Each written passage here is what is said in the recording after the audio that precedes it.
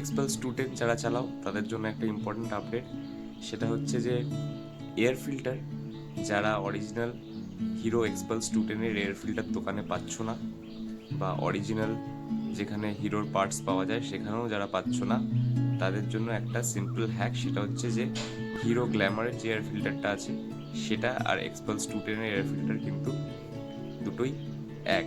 তো যারা এক্সপালস 210-এর এয়ার ফিল্টার পাচ্ছ না, দোকানে গিয়ে হিরো গ্ল্যামারের এয়ার ফিল্টারটা কিনে নিয়ে এসো, আরামসে খুব সুন্দরভাবে এক্সপালস 210-এ তোমাদের লেগে যাবে।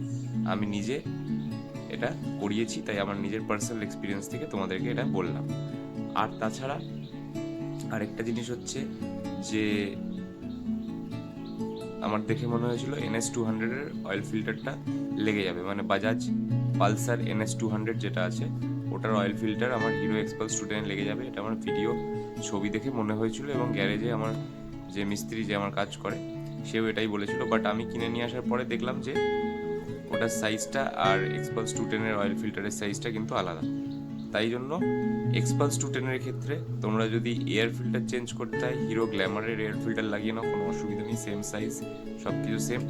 বাট যদি অয়েল ফিল্টার চেঞ্জ করতে হয় সেই ক্ষেত্রে কিন্তু তোমাদেরকে নতুন হিরো এক্সপালস 210-এরই অয়েল ফিল্টার কিনতে হবে। অন্য কোনো মডেলের সাথে কিন্তু, হিরোর গাড়ির অন্য কোনো মডেলের সাথে কিন্তু অয়েল ফিল্টারটা ম্যাচ করছে না। তো সেই জন্য আমি এর আগের একটা শর্টসে আমি অলরেডি লোকেশন দিয়ে দিয়েছি কোথায় পাবে কলকাতায় অয়েল ফিল্টারটা, কারণ বেশিরভাগ জায়গায় পাওয়া যাচ্ছে না।